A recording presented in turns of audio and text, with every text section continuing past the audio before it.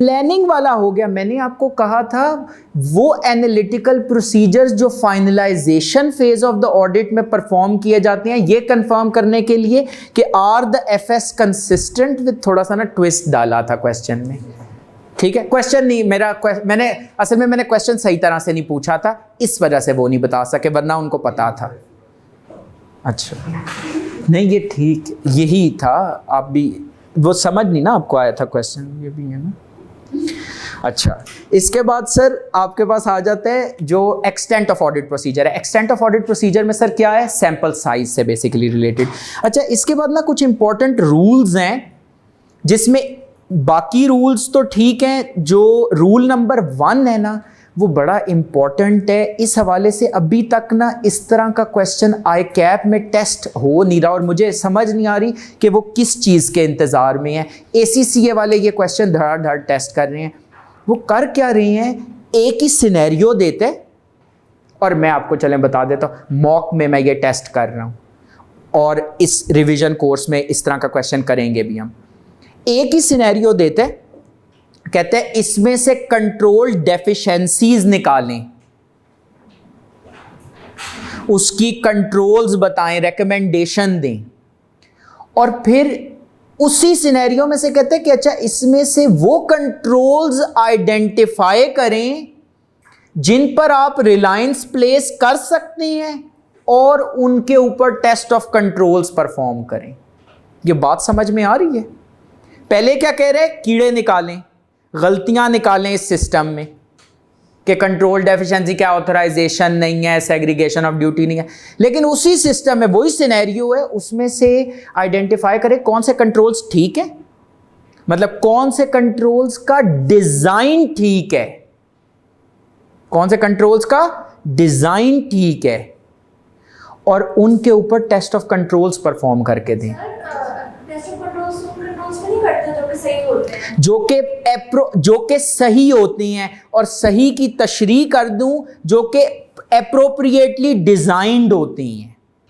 एक पासवर्ड है जो कभी बदला ही नहीं जाता, या इजी टू गेस है, तो वो एप्रोप्रिएटली डिजाइंड कंट्रोल नहीं है। कस्टमर्स को क्रेडिट लिमिट्स असाइन की गई, कभी रिव्यू ही नहीं की, दोबारा रिव्यू करनी चाहिए ना। कोविड से पहले, कोविड के बाद हालात फ़र्क हैं। ये गवर्नमेंट चेंज से पहले और गवर्नमेंट चेंज के बाद हालात फ़र्क हैं, तो रिव्यू करनी चाहिए ना क्रेडिट लिमिट सर, तो वो कभी की नहीं। तो अब ऐसे देखने में ये तो कंट्रोल प्रॉपरली डिज़ाइंड ही नहीं है। तो जो कंट्रोल प्रॉपरली डिज़ाइन नहीं होता ना, उसमें material misstatement, prevent, detect, correct करने की काबिलियत ही नहीं होती। तो ऐसे कंट्रोल को टेस्ट करना दीवार से टकरे मारने वाली बात है, क्योंकि एक कंट्रोल जिसमें material misstatement, prevent, detect, correct करने की काबिलियत ही नहीं है, उसकी ऑपरेटिंग इफेक्टिवनेस टेस्ट करके आपको हासिल क्या होने।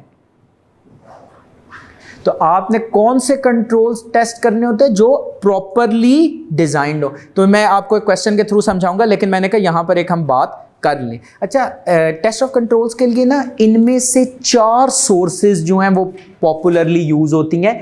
Inspection of records and documents, या इंस्पेक्शन एज अ होल बल्कि आप कर लें, ऑब्जर्वेशन, इंक्वायरी और रीपरफॉर्मेंस। सबसे जो जबरदस्त एविडेंस आपको मिलता है, आपके ख्याल में किससे मिलता होगा? ऑब्जर्वेशन से। मैं आप लोगों को ना अभी टेस्ट दूं और खुद चला जाऊं,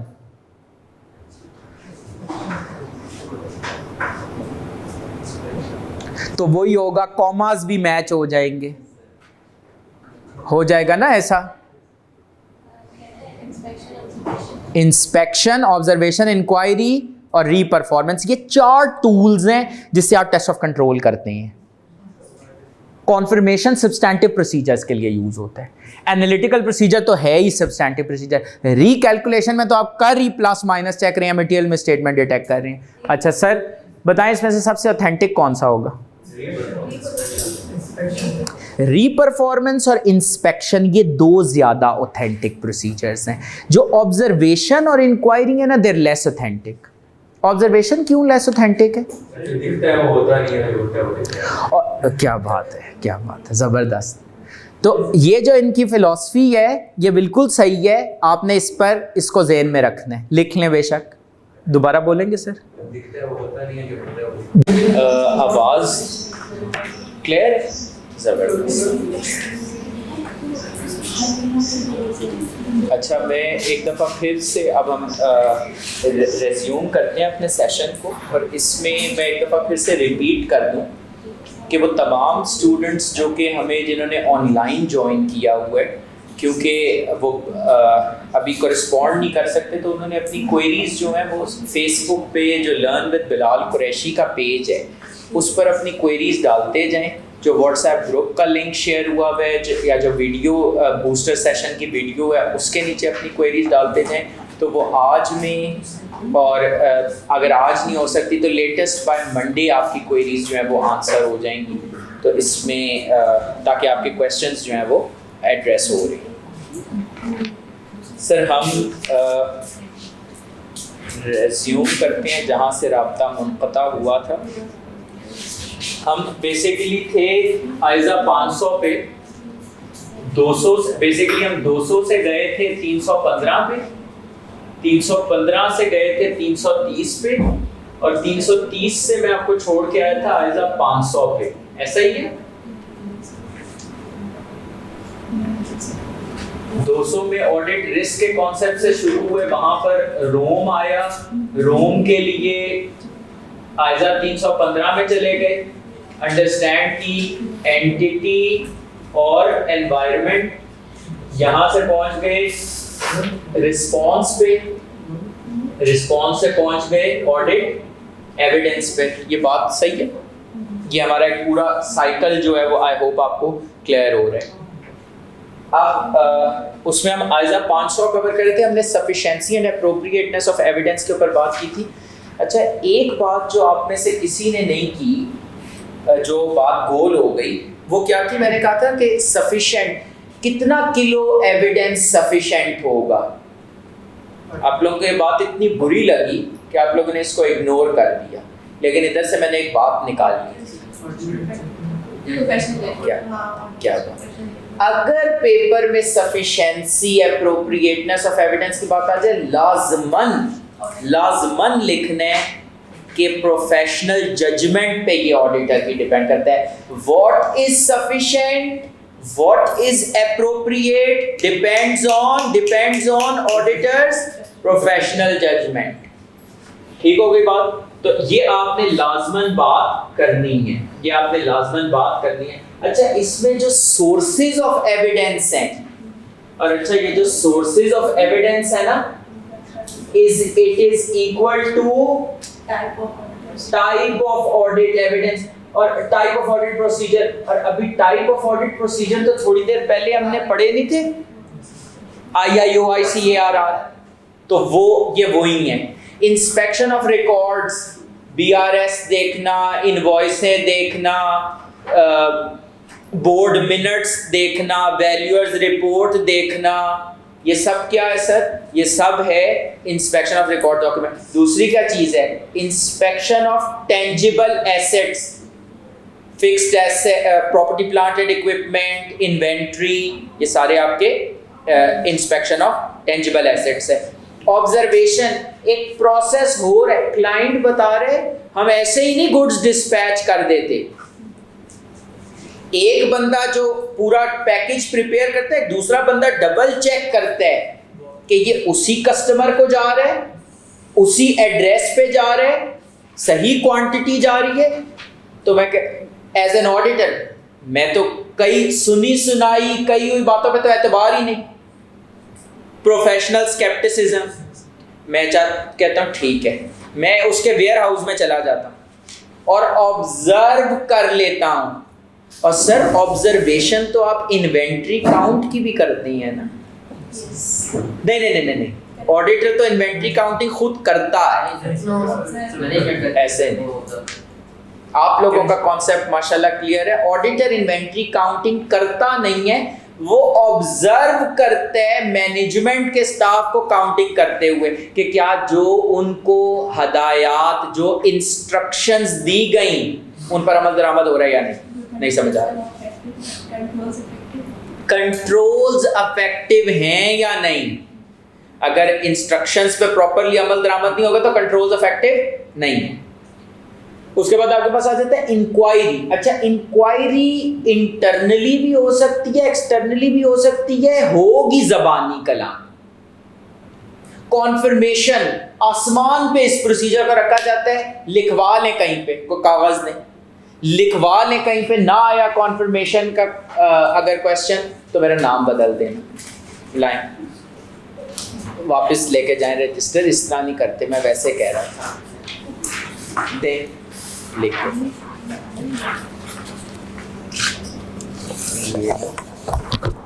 ये लिख दिया, ठीक है, साइन भी करना सर जी, थैंक यू। ये अब इनके पास रिकॉर्ड में आ गया, ऊपर वो जो लिखा हुआ वो दिखा दी है जी जी बस।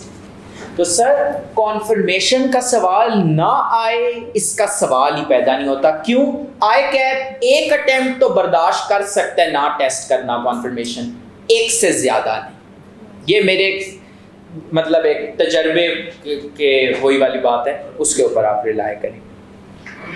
आइजा 505 को इनसाइड आउट पी लें, उसके हम भी अच्छे सॉलिड सवाल करेंगे, कैफ लेवल के भी करेंगे और फाइनल्स के भी करेंगे, ताकि ज़रा नेक्स्ट लेवल प्रिपरेशन हो जाए, लेवल ऑफ डिफिकल्टी बढ़ जाए। एनालिटिकल प्रोसीजर्स अभी नहीं पढ़ा रहा, ज़रूरत ही नहीं है, फजूल सा है। आइजा 520 में पढ़ लें, जब आइजा 520 पढ़ेंगे ना तब रिकैलकुलेशन। हाँ, तो आइजा 520 एनालिटिकल प्रोसीजर्स भी उसी पे, वो जो नहीं पूरा था आइजा, वो जिसमें ICAW का क्वेश्चन भी किया था, रेंटल इनकम वाला, वो वाला याद है ना, वो वाला चैप्टर, पेज नंबर आप मेरे से ना पूछे, चैप्टर 11 है। हाँ, नॉर्मलाइज वाला तो कहा था मटेरियलिटी में, वैसे इसमें भी एक नॉर्मलाइज, बड़ी प्यारी बात आपने की है, इसमें भी एक नॉर्मलाइजेशन होती है, करेंगे। वो सवाल रखा आपने, क्वेश्चन बैंक तो नहीं कहीं देख लिया, उसमें एक सवाल रखा हुआ है। सर रिकैलकुलेशन क्या होती है? रसीद आपके पास है, वही जो सुबह बात नहीं कर रहा था, रेस्टोरेंट वाला बिल देता है आंखें बंद करके ना, कि जितना उसने बिल पकड़ाया उतनी पेमेंट कर दी, गलत आइटम्स डाले हो, प्लस माइनस ही गलत हुआ हो, मल्टीप्लिकेशन में भी झोल हो जाता है। पानी की बोतल एक थी, 2 आ गई, फिर मल्टीप्लाई होते हुए 3 हो गई, मतलब 90 रुपए 100 रुपए मल्टीप्लाइड बाय 2 होना चाहिए था, मल्टीप्लाइड बाय 3 हो गया, एक्यूरेसी गलत हो गई ना। सेल्स टैक्स रेट पुराना, डिस्काउंट जो बनता है कॉन्ट्रैक्ट में गिवन है, दिया ही नहीं समझ आ रही बात? क्लियर हो रही है बात? रीपरफॉर्मेंस, अच्छा ये रीपरफॉर्मेंस जो है ना सबसे मजे का प्रोसीजर है। कंप्यूटर असिस्टेड ऑडिट टेक्निक्स में टेस्ट डेटा याद है? टेस्ट डेटा में क्या करते हैं कि आप फॉर एग्जांपल से, जिस तरह हमने एक एग्जांपल डिस्कस की थी उसकी सेल्स ऑर्डर की, कि एक कस्टमर को एक क्रेडिट लिमिट असाइन की हुई है, आप उससे ज्यादा का ऑर्डर क्लाइंट से ऐसे नहीं करना कि खुद ही चुप करके चले गए और क्लाइंट के सिस्टम, ये पेपर में लिखना है कि क्लाइंट की परमिशन लेने के बाद, जैसे कॉन्फर्मेशन भी क्लाइंट के दस्तखत के बाद भेजते हैं, क्लाइंट की परमिशन के बाद आपने क्या करना है, आपने वो सपोज अगर उसकी क्रेडिट लिमिट है 5 लाख, तो आप एक डमी ऑर्डर प्रोसेस करने की कोशिश करेंगे 6 लाख का, और सिस्टम को उसको प्रोसेस कर देना चाहिए, सिस्टम को उसे प्रोसेस नहीं करना चाहिए, वार्निंग मैसेज आना चाहिए, order credit limit exceeded, order can not be process, इस तरह का वो एक डायलॉग बॉक्स, एक वार्निंग मैसेज आ जाए। अच्छा, ये विद एरर कंडीशन भी करना है और विदाउट एरर कंडीशन भी करना है, ये देखने के लिए कि जब विदाउट एरर कंडीशन करते हैं तो वो ऑर्डर करेक्टली प्रोसेस होता है, नहीं मतलब 4 लाख का ऑर्डर प्रोसेस करें तो देखें कि क्या वो सिस्टम उसको प्रॉपर्ली प्रोसेस कर रहा है या नहीं। अच्छा सर, इसके बाद आपके पास आ जाते हैं यूजिंग IPE, अच्छा, ये जो आखिरी दो बातें हैं ना, अब इनके साथ भी लिख लें, भूल जाएंगे, लिख लें इसके साथ, भूल जाएंगे। ये जान के लिखवा रहा हूं ताकि ना भूलें। ये जो इतनी साथ अदाकारी कर रहा हूं ना, ये इसी वजह से कर रहा हूं कि ताकि ये याद रहें चीजें। सर आपने ग्रुप में कमेंट किया था आज सर ने स्क्रिप्ट लिख के आए बहुत तैयारी के साथ, थैंक यू मिस राफिया। अच्छा, ये जो हमारे पास क्या कहते हैं, ये जो आखिरी दो पॉइंट्स है क्या है, क्या लिखवाया, क्या है, भूल जाएंगे। किसी में लिख रहे हैं भूल ना जाना, किसी में लिख रहे हैं भूल जाएंगे। अच्छा, ये भी ना वो वाले पॉइंट्स हैं जो किसी ने आके बताना नहीं है कि ये लिखने हैं, खुद अलर्टनेस मेंटेन मोहम्मद रहमान करनी है। मैं नहीं हूँगा इन्विजिलेटर उधर। अगर मैं होता तो शायद एक सेल्फ इंटरेस्ट थ्रेट था ना, कि मैं कहता आपका रिजल्ट अच्छा है तो मैं गुजरते गुजरते इधर वो आइजा 500 वाला पॉइंट है। वो लग्जरी नहीं है, कैप के पेपर हैं, उनके कंट्रोल्स बड़े स्ट्रॉन्ग हैं। तो उस हिसाब से पेपर में ये जो पहली बात क्या लिखी है, यूजिंग IPE, पहले तो माजरत है, लिख लें, using information produced by entity. क्या बकवास है, information produced by entity. Entity बहुत से स्केड्यूल्स बनाते हैं, बहुत सी लिस्ट्स बनाते हैं। स्केड्यूल से मुराद लोन का स्केड्यूल, रिसीवेबल्स का स्केड्यूल, पेबल्स का स्केड्यूल। स्केड्यूल क्या होता है, ब्रेक डाउन होता है कि टोटल रिसीवेबल ये जो 10 लाख की हैं, इसमें से कस्टमर A से 2 लाख, कस्टमर B से 4 लाख, कस्टमर C से 3 लाख, कस्टमर D से 1 लाख। पूरा हो गया? yes. तो ये क्या बना आपका स्केड्यूल। फिर उसकी मूवमेंट, ओपनिंग बैलेंस इतना था, sale during the year plus की, रिसिट्स माइनस की, क्लोजिंग बैलेंस। इसको क्या कहते हैं, इसको कहते हैं स्केड्यूल। ये क्यों इस पर टाइम इन्वेस्ट कर रहा हूँ, क्योंकि आगे जगह जगह ये स्केड्यूल आएंगे। अभी हम लॉन्ग टर्म लोन्स पढ़ेंगे तो स्केड्यूल आएगा, प्रोविजंस पढ़ेंगे तो स्केड्यूल आएगा, रिसीवेबल्स पढ़ेंगे तो स्केड्यूल आएगा। बेस बना रहा हूँ। मैंने कहा था आज का टाइम ना जरा इन्वेस्ट कर देंगे तो आगे जिंदगी आसान हो जाएगी इंशाल्लाह। तो आपने क्या करना है, जो भी इंफॉर्मेशन क्लाइंट ने बना के दी उसकी एक्यूरेसी और उसकी कंप्लीटनेस सबसे पहले चेक करनी है। उसने स्केड्यूल बना के दिया, आपने उसको प्लस माइनस किया, प्लस माइनस ही गलत है, वापस उसको कर दो। उसको कि इसमें प्लस माइनस ही ठीक नहीं है, पहले ठीक करके दो। ये नहीं है कि धड़ाधड़ जैसे ही इंफॉर्मेशन मिली उस पर प्रोसीजर्स परफॉर्म करना, उसको वापस कर दो। जो स्केड्यूल है उसमें 10 बैंकों से लोन आ रहे हैं, जो ट्रायल बैलेंस है उसमें 12 बैंकों से लोन आ रहे हैं। लेजर्स 14 बैंकों के खुले हुए हैं। All loans that should have been recorded may not have been recorded, come amounts हो सकती हैं। बात समझ में थोड़ी बहुत आ रही है? तो इस हिसाब से आपने क्या करना है, उस स्केड्यूल की एक्यूरेसी, उसकी कंप्लीटनेस को टेस्ट करना है। इसके बाद अच्छा, तो ये वाला पॉइंट क्या होगा, डिफरेंट जो आप line audit of specific items में जब जाएंगे ना, तो डिफरेंट जो लाइन आइटम्स टेस्ट कर रहे होंगे उसमें आपने इसको याद रखना है। ये कहाँ काम आएगा, ये डायरेक्टली नहीं पूछेगा, मैं बता रहा हूँ, ये वहाँ काम आ जाएगा। इसके बाद सर दूसरी, अच्छा ये तो सवाल ही नहीं पैदा होता वो कभी भी आपको डायरेक्टली बताए। ऐसे ही एक सिनेरियो होगा, रिपोर्टिंग की बातें चल रही होंगी, वो आपसे कह रहा होगा फर्म का कोर्स ऑफ एक्शन बताएं, इस तरह की बातें कर रहा होगा। इसमें कहीं आपको मिल जाए कॉन्ट्राडिक्टरी या डाउटफुल एविडेंस।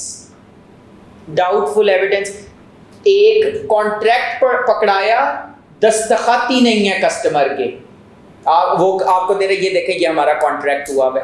आपने इसीलिए प्रोफेशनल स्केप्टिसिज्म का कि एविडेंस मिल रहा है, ये कॉन्ट्रैक्ट है, ये कॉन्ट्रैक्ट है, एविडेंस मिल रहा है, लेकिन इसको क्या करना है, क्रिटिकली असेस करना है कि भाई इसके आखिरी सफ़े पे तो दस्तखत ही नहीं है, ये दरमियान में देख रहा हूँ 12वें सफ़े के बाद 14वां सफ़ा आ रहा है, 13वां कहाँ गया। समझ आ रही है बात? ये क्या critical assessment, Calibri font critical assessment के नतीजे में ही निकला था। अच्छा, अब तो अब आपको पेपर में खुद देखना है कि क्या कोई कॉन्ट्रडिक्टरी का मतलब उर्दू में क्या होता है? मुतजाद। याद है बचपन में अल्फाज मुतजाद, उलट जिसको कहते थे। मैनेजमेंट कह रही है, मैनेजमेंट अकाउंट्स डिपार्टमेंट वाले कह रहे हैं इस केस में हम प्रोविजन नहीं करेंगे, प्रोबेबल आउटफ्लो नहीं है। ये हमने असल में एक क्लाइंट पे एक्सपीरियंस किया। उसके इन हाउस लीगल काउंसिल, जो विद इन दी कंपनी ना एक लीगल डिपार्टमेंट होता है जो कंपनी के केसेस वगैरह डील कर रहा होता है, और एक्सटर्नल लीगल काउंसिल के साथ भी कांटेक्ट कर रहा होता है, कोऑर्डिनेट कर रहा होता है। इन हाउस लीगल काउंसिल से पूछा तो उन्होंने कहा इसमें तो सवाल ही नहीं पैदा होता, हमारा कोई केस है नहीं, ये तो हम हारे के हारे, बस टाइम, उन्होंने कहा बस टाइमिंग डिफरेंस है, जब फैसला हुआ हमारे खिलाफ ही होगा। ये हमें क्या मिला? मुतजाद एविडेंस, एक बंदा कुछ कह रहे, एक बंदा कुछ और कह रहे। वो पास पेपर्स वाला क्वेश्चन याद है? मैनेजमेंट कह रही थी सब अच्छा है, प्रोजेक्ट टाइम पर मुकम्मल होगा, बोर्ड से बात की, उन्होंने कहा नहीं इसमें डिले है। अब वो क्वेश्चन इंटेंजिबल एसेट्स का था। अब आप लोग मेरे से आ जाएंगे लड़ने कि भाई इंटेंजिबल एसेट्स में आपने कॉन्ट्राडिक्टरी एविडेंस के प्रोसीजर्स तो बताए ही नहीं थे, उधर नहीं बताए थे, मुझे नहीं पता था कि वो उधर ये टेस्ट कर लेगा, लेकिन आइजा 500 में तो लिखवा दिया ना कि भूलना नहीं, अलर्ट रहना। ये सारी ये जो भूल मैं कह रहा हूं ना, इनको ना एक जगह अलग वैसे अपने पास लिख लीजिएगा आखिरी दिन के लिए। किस दिन के लिए? 12 सितंबर के लिए नहीं, 11 सितंबर के लिए, 12 का तो पेपर है, ठीक है। उसके बाद तो जब आपको कॉन्ट्राडिक्टरी एविडेंस मिले तो आपने मॉडिफिकेशंस, एडिशंस ऑफ प्रोसीजर्स करनी है, आपने अदर एस्पेक्ट्स ऑफ ऑडिट पे जाना है। अच्छा, ये अब जो चीज़ है ना, ये इसके बड़ा एक इम्पॉर्टेंट मज़ेदार चीज़ है कि प्रोसीजर्स लिखने कैसी हैं। आज आपको प्रोसीजर्स लिखने का वो तरीका सिखाया जाएगा जो कि आपने ना पहले कभी देखा होगा ना सुना होगा, और इंशाल्लाह इसके बाद वो जो प्रोसीजर्स का फोबिया है ना, आपने सुना होगा प्रोसीजर्स फोबिया। प्रोसीजर्स फोबिया ये है कि प्रोसीजर का सवाल देखते साथ ही दिमाग ब्लॉक हो जाता है, उसका इंशाल्लाह ताला ये तोड़ करेगा अल्लाह की मदद से। सर मतलब लिख लेते हैं पर ये नहीं पता होता कि मतलब हवाई फायरिंग हुई होती है कि पता नहीं होता कि ये सही है कि नहीं है, ढेर सारे लिखती है तो बस काम। Practice makes a man perfect. नहीं, प्रैक्टिस से उसमें परफेक्शन आ भी जाएगी। अभी ये सेशन इसी मकसद के लिए। क्या आपको पता है कि ऑडिट प्रोसीजर एक मैथ्स के फॉर्मूले से भी समझा जा सकता है? Audit procedure is equal to A plus B plus C, where A is IIOIC ARR, B is key documents, personnel, process, और C is What is auditor looking for? what is the auditor looking for? IFRS. Controls, assertions, IFRS, ISC. ये what is the auditor looking for मतलब purpose of audit procedure। ये IIOIC ARR type of audit procedure. आपके पास एक litmus test क्या है कि आपका procedure ठीक है या नहीं, उसमें ये 3 एलिमेंट्स का प्रेजेंट होना लाजिम व मलजूम है। ये ना आपकी 3 टूल किट्स हैं। टूल किट समझते हैं? औजारों की जो एक किट होती है जिसमें मुख्तलिफ औजार हैं। ये 3 आपके पास टूल किट्स हैं जिसमें मुख्तलिफ औजार हैं। एक औजार यहाँ से पकड़ें, एक औजार यहाँ से पकड़ें, एक औजार यहाँ से पकड़ें, तीनों को मिला दें एक जुमले में अंग्रेजी के, तो क्या बन जाएगा? प्रोसीजर। अच्छा, लिखने की जो डायरेक्शन है ना, लिखने की जो डायरेक्शन है वो यूं है। लिखने की जो डायरेक्शन है ये क्या है? राइटिंग की। सोचने की जो डायरेक्शन है,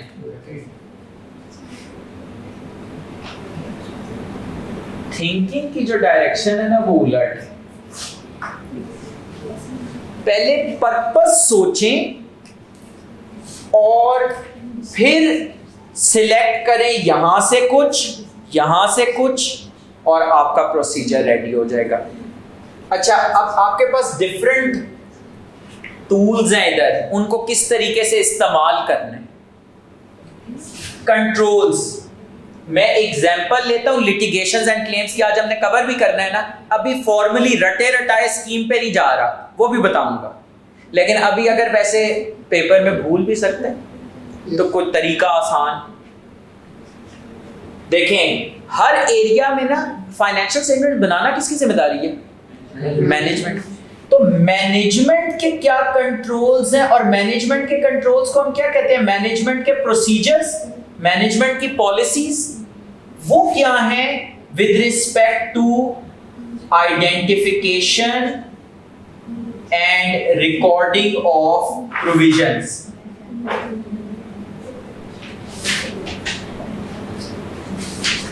ये एक कंट्रोल है ना। कंट्रोल क्या होता है?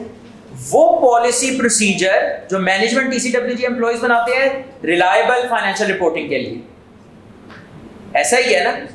तो उन्होंने को प्रोसीजर्स बनाए हुए हैं, मिसाल के तौर पे कि एक बंदा जो मॉनिटर करता है कि हमारी क्या क्या नॉन कंप्लायंसेस हुई हैं, फिर वो दूसरे बंदे को रिपोर्ट करता है, फिर वो उसका इम्पैक्ट असेस करता है, उसकी प्रोबेबिलिटी को असेस करता है। एक मैनेजमेंट ने प्रोसीजर बनाया हो, तो मैं मैनेजमेंट के से इंक्वायरी कर लूं। अब जरा समझिएगा, थोड़ा सा फोकस कीजिएगा।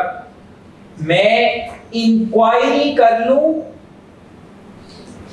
किस पर्सन से? जनरल लिख दें मैनेजमेंट। इंक्वायर फ्रॉम, अब यहां पे ना इंक्वायरी मैनेजमेंट अंग्रेजी नहीं ठीक बनेगी, तो आपकी इजाजत से फ्रॉम इधर ऐड कर लूं। इंक्वायरी फ्रॉम मैनेजमेंट रिगार्डिंग, किस बारे में? उनसे उनके फैमिली के बारे में पूछूं, घर वालों के बारे में, रिश्तेदारों के बारे में? मुनासिब नहीं होगा, क्लाइंट माइंड करेगा। ये पूछूं what is the auditor looking for in procedures के बारे में with respect to identification and recording of provisions. नहीं समझ आ रही बात? अच्छा, एसर्शंस, प्रोविजंस है, बैलेंस शीट आइटम है, एग्जिस्टेंस, राइट्स, ऑब्लिगेशंस, राइट्स तो नहीं होंगे, ऑब्लिगेशंस होंगी, और क्या होगा? Accuracy, valuation, allocation, classification, presentation, और क्या एसर्शन थी? कंप्लीटनेस। बस मेरे ख्याल में खत्म हो गई। इन एसर्शंस को ज़हन में रख के भी प्रोसीजर्स बना सकता हूँ। For example presentation and disclosure से रिलेटेड क्या करूं? Litigations and claims. वैसे ही ना एक तजर्बा कर रहे हैं, अभी फॉर्मली नहीं पढ़ रहे, तजर्बा कर रहे हैं कि हम कोई प्रोसीजर्स बना सकते हैं। इसी तरह IFRS, कौन सा IFRS है जो प्रोविजन से रिलेटेड है? IAS 37 provisions.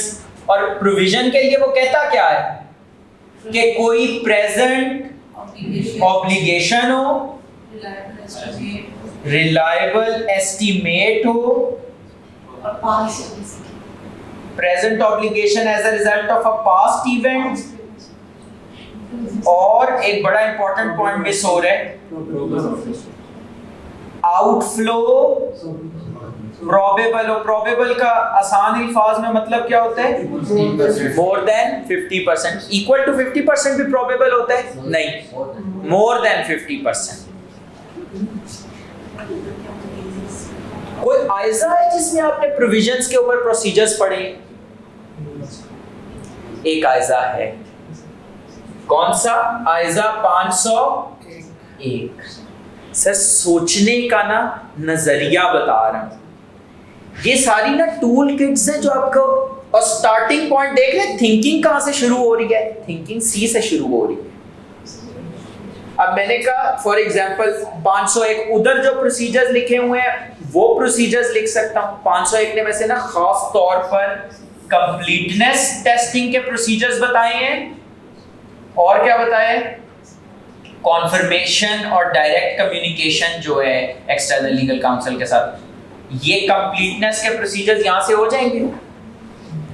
फिर ये चेक करने कि क्या कोई प्रेजेंट ऑब्लिगेशन है, तो इंस्पेक्शन, ये पहला क्या था? Inspection of records. इंस्पेक्ट कर लूं कौन सा डॉक्यूमेंट, फॉर एग्जांपल कोई कॉन्ट्रैक्ट, और उसमें देखूं कि क्या कोई परफॉर्मेंस ऑब्लिगेशन ब्रीच तो नहीं हुई, to determine whether a present obligation exists। थोड़ी सी बात समझ में आ रही है? इंस्पेक्ट, अच्छा सॉरी, इंस्पेक्ट कॉन्ट्रैक्ट, ये वाला आउट हुआ पार्ट, चेक करके हो सकता है, उधर से मूव कर लेता हूँ। सही कह रहे हैं।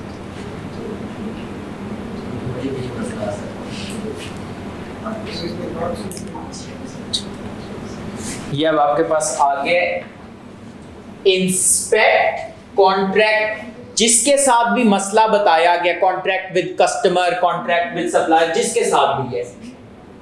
अच्छा, मैं अगर वैसे लिख रहा होता ना तो मैं साथ ये लिखता इंस्पेक्ट ओरिजिनल कॉन्ट्रैक्ट, एक एडजेक्टिव ना साथ ऐड कर दूंगा, ओरिजिनल कॉन्ट्रैक्ट। ये एक अच्छा मैसेज देगा कि आपको पता है this is more reliable. Inspect original contract, और उसमें क्या देखूंगा? कौन सी टर्म्स के परफॉर्मेंस ऑब्लिगेशन को ब्रीच हुई है, तभी को असेस करने के लिए इंस्पेक्ट कर लूं, दोबारा इंस्पेक्ट कर रहा हूं, इंस्पेक्ट कर लूं बोर्ड मिनट्स, इंस्पेक्ट कर लूं बोर्ड मिनट्स, क्या जानने के लिए कि बोर्ड का क्या व्यू है रिगार्डिंग द आउटफ्लो। थोड़ी सी बात समझ में आ रही है? इंस्पेक्ट कर लूं को इस तरह के केस में लीगल प्रेसिडेंट्स क्या है, इस तरह के सिमिलर केसेस में कोर्ट ने क्या फैसला दिया, तो मुझे पता लग जाएगा ना आउटफ्लो कितना प्रोबेबल है या नहीं, कितना अमाउंट पे करनी पड़ सकती है। थोड़ी सी बात समझ में आ रही है? ये थिंकिंग प्रोसेस यूं क्यों है और प्रोसीजर यूं क्यों लिखना है? नहीं समझ आ रहा मोहम्मद रफ़ा? क्लियर है मिस? ये वाला वेरी गुड। अच्छा जी, इसके बाद अब आपके पास आ जाता है hints for generating audit procedures. अब ये जो टूल किट है, ये तो देखें टूल किट आसान है, ये जो की डॉक्यूमेंट्स, पर्सनल और प्रोसेस है ना सर, ये भी आपके लिए आसान कर दी है।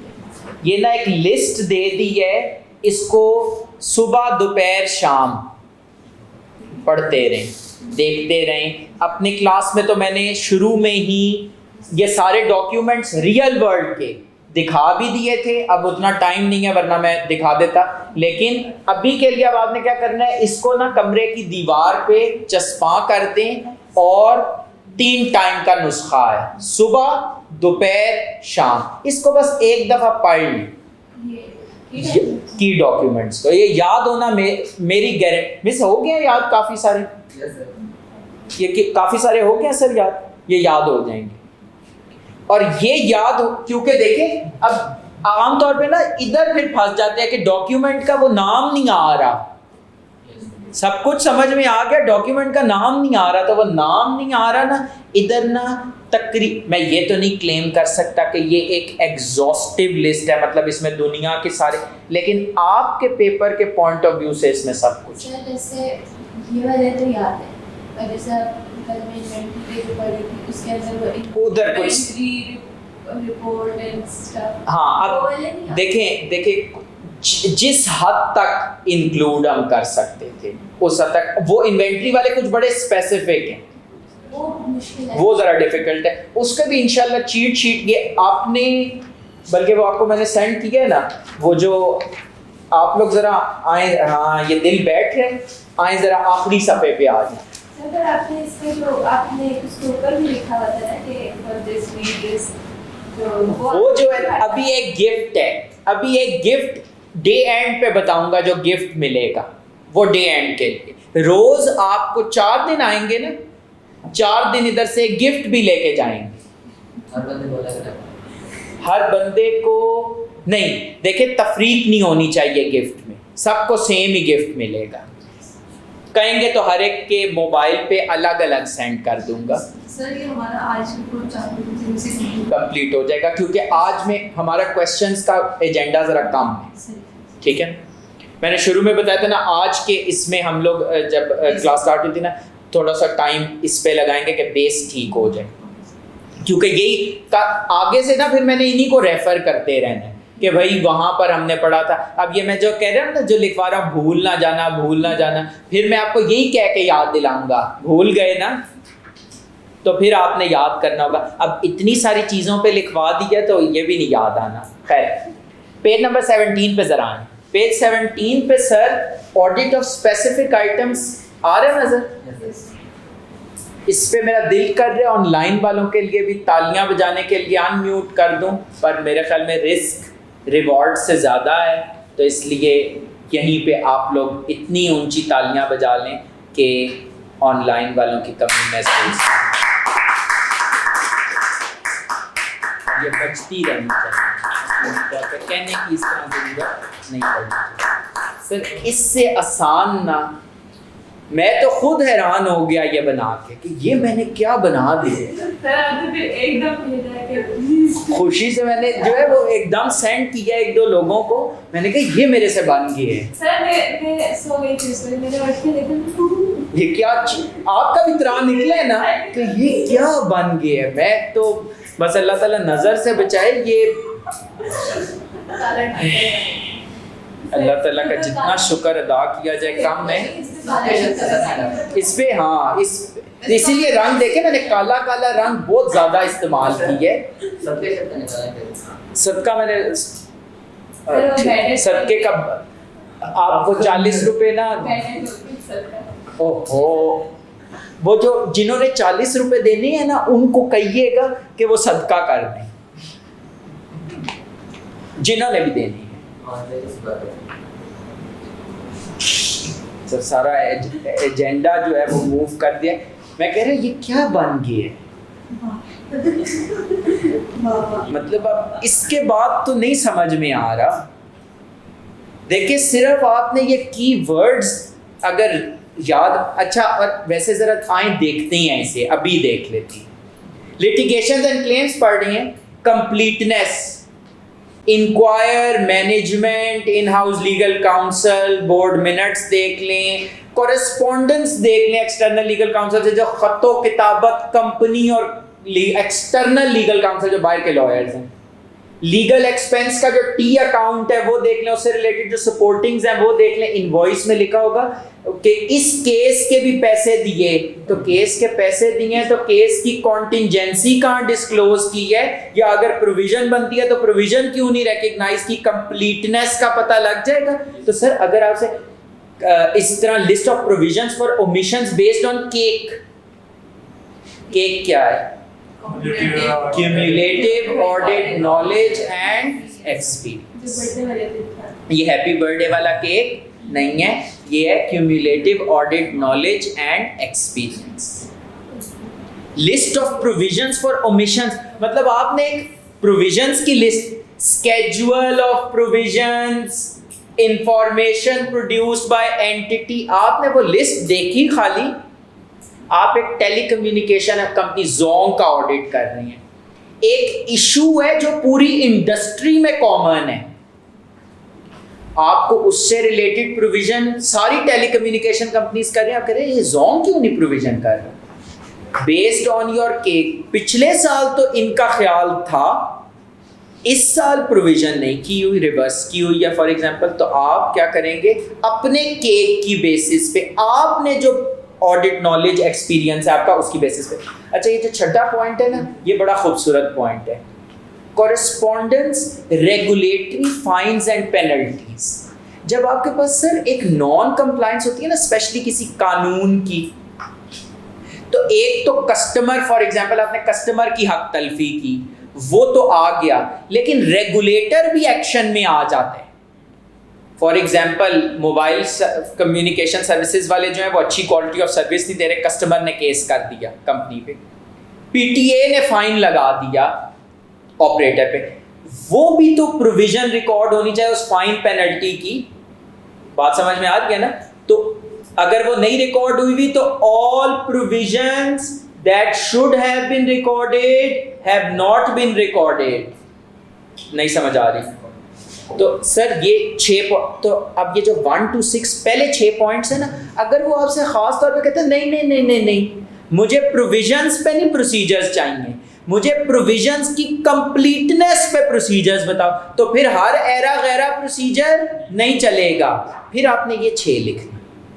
अगला क्या हेडिंग आ रही है? Multiple assertions. अगर आप ये की डॉक्यूमेंट्स देखेंगे ना सर, सब कुछ इसमें कवर हो जाए। रिटन रिप्रेजेंटेशन भी उधर लिखा हुआ है, मैनेजमेंट का प्रोसेस भी लिखा हुआ है, बोर्ड अप्रूवल। अच्छा, आप यही लिख देंगे बस बोर्ड अप्रूवल? अब क्योंकि मेरे ऊपर ये आप लोग मथे बाद में लग सकते हैं कि भाई आपने inspect board minutes for board approval. Inspect कौन सा document? Board minutes. Inspect board minutes क्या देखूं? What is the auditor looking for? कौन सा कंट्रोल? Authorisation of provisions. नहीं समझ आ रही? ये हिंट्स हैं, अगर ये याद हो गई ना तो आगे, और A+B+C पे ग्रिप आ गई तो जिंदगी गुलजार है। ठीक है, आगे आ जाए। पास्ट प्रोविजंस का रिट्रोस्पेक्टिव रिव्यू, मतलब हिस्टोरिकली जब ये प्रोविजंस करते हैं तो इनकी डिग्री ऑफ एक्यूरेसी क्या होती है? मतलब हर साल प्रोविजन करते हैं फिर अगले साल उसको रिवर्स कर रहे होते हैं, इसका मतलब है इनके कोई ज़्यादा डिसेंट रीजनेबल तरीका नहीं है। उसके बाद कंफर्म वो भी हम नेक्स्ट क्लास में थे ना सर, स्पेशल आप कहते हैं कि एक दूसरा वाला सर ऑर्डर दिया हुआ था सर, माने काश कुछ और मांग लेता, इस वक्त कबूलियत का वक्त था, लेकिन अल्लाह का शुक्र है, मतलब ये भी बात कबूल हो गई है। अगर तो ऐसे ही वैसे आपने तकल्लुफ किया, लेकिन चलें आप बंदे भी सर स्पेशल बनवा के लाए। Yes sir. अच्छा, सर कभी नहीं दे रही स्पेशल ऑर्डर पे दिया है। ब्रेक करें? 5 मिनट। 5 मिनट। अच्छा, ये वाला 1 मिनट फिर 5 यहाँ से कर दें। हाँ